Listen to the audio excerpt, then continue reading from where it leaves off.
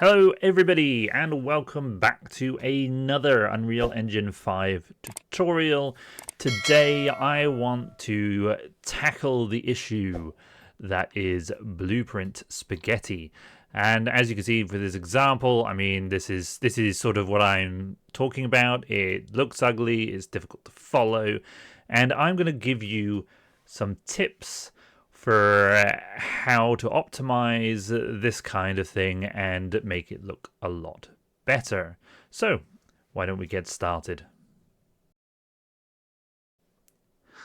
With the brand new project, I'm just going to show you some things that you can do. So, with tip number 1, the is valid conversion. Now, normally you would have, say, let's have our a character variable, and let's have a character object reference. We would have it in, and we would do an is valid check here. Now, by standard, there is absolutely nothing wrong with this. And it's, you can make that relatively clean, certainly if you wrap this underneath. However, there is an alternative that you can do. If you right click this character getter, down the bottom we've got convert to validate get. And what this does is that does that in one node.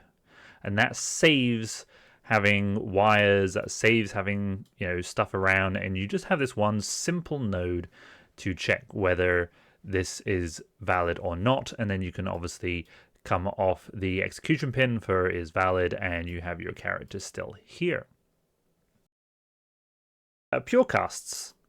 So by default, many people cast to BP first person character here, and we can have that. Now, if you only ever have a first person character, you do not have other types of characters in here, you can take this, right click, convert to pure cast, and then that takes it out of the execution line, because at this point it just assumes that it will always cast to this, and then you don't need to actually include that in your execution. Whether people find this helpful or not, that is entirely up to you. It does include a success pin, but really at the end of the day, for most of the games I've done, I have only ever had one subclass of character, so I can always assume that that's what I'm using.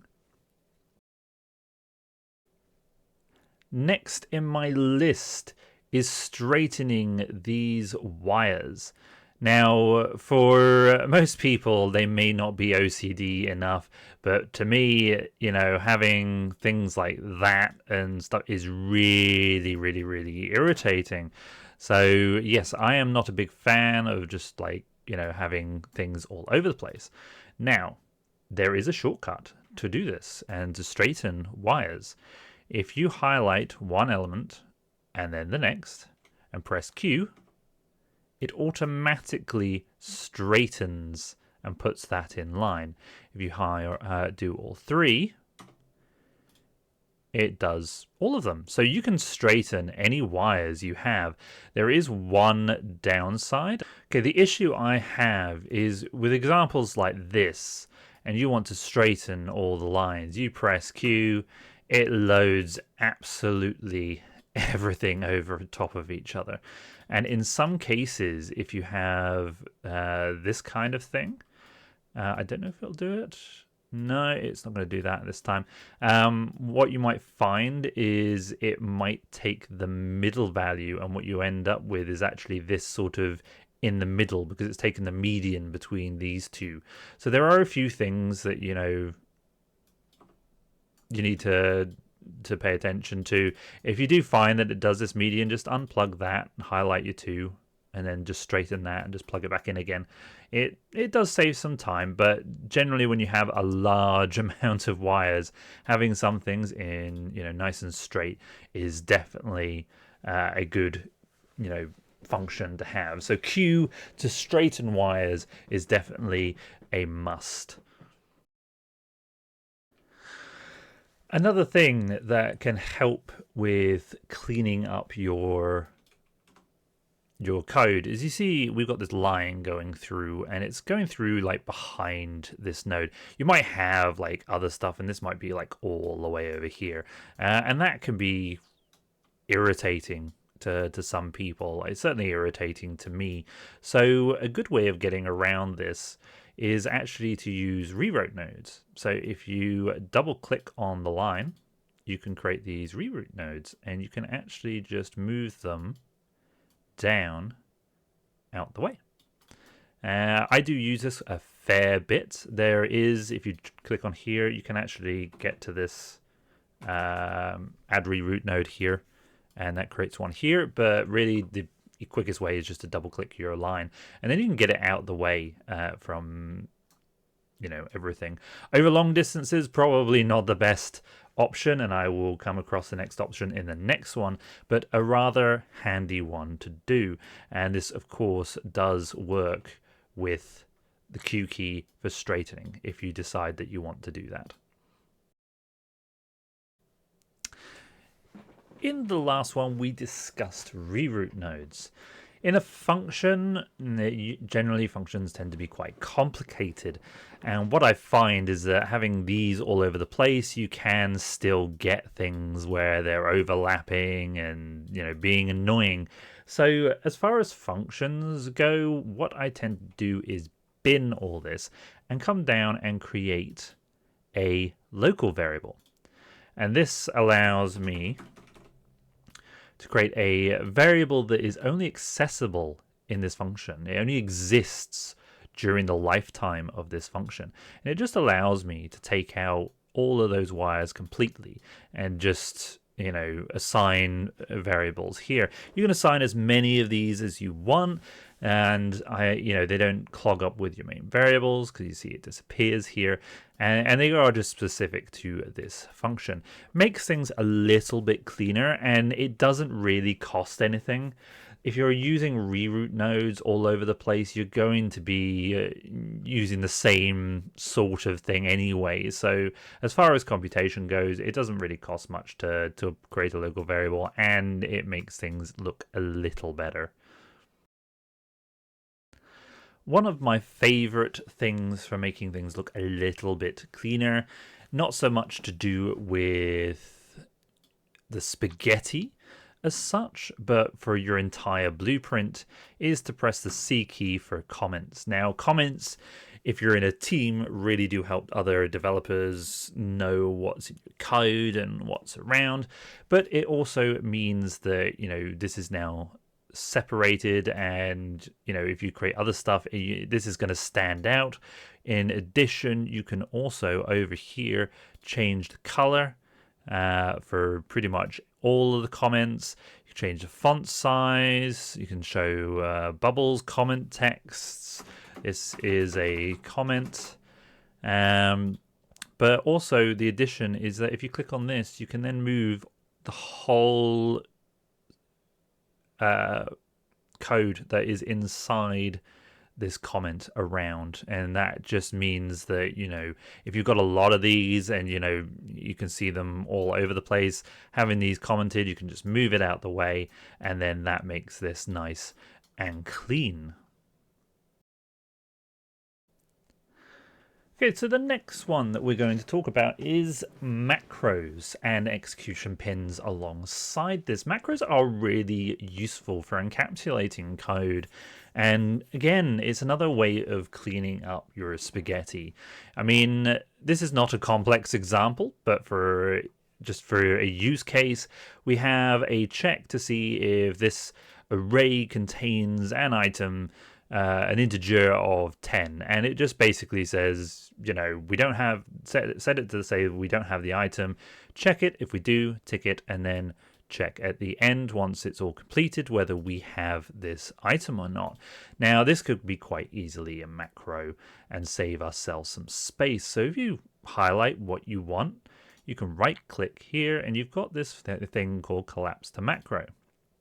And we call this macro. I'm going to call has item check, and that is our function. Now, as you can see, there's nothing that gets returned in here, and this is because, well, this is what it's done. It is just basically created what looks like a function. However, we can add over here. If we add here, we have this execution pin, true and false. And then we can just have this going on here. Now what this will do is if we come back to our event graph, you can see now we have this has item check and we have a true and a false. And this is pretty much how you would create new sort of functions as they were with multiple execution pins. This behind the scenes will be a macro. It's obviously hidden, but it's got multiple execution pins, and that is one way of cleaning up your code, is just to separate it out into its own sort of macro or even a function. The difference between macros and functions, however, is that the functions will only have one output execution pin that you cannot change unless you are in C++. There is a way of doing that in C++.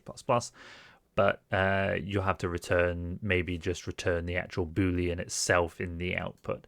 But that is a definite must. I use this all the time. And again, it just cleans things up if we just have functions with the output pins, because then you don't need to worry about doing branch checks and things like that. On to our next item. Quite a lot of the time when I'm looking at people's code or blueprints, I see this a lot, checking whether the length is greater than 0.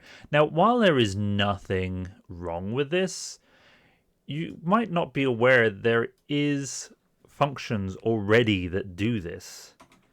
Is empty and is not empty. And although it's not much, it does take out a little bit of code, and it does allow you to make this a little bit cleaner. I tend to still stack my stuff underneath or on top just to hide a lot more of the wires, but in this instance, it's quite a big node. But yeah, just be aware that if you're trying to do something, there is probably already a function that will do it.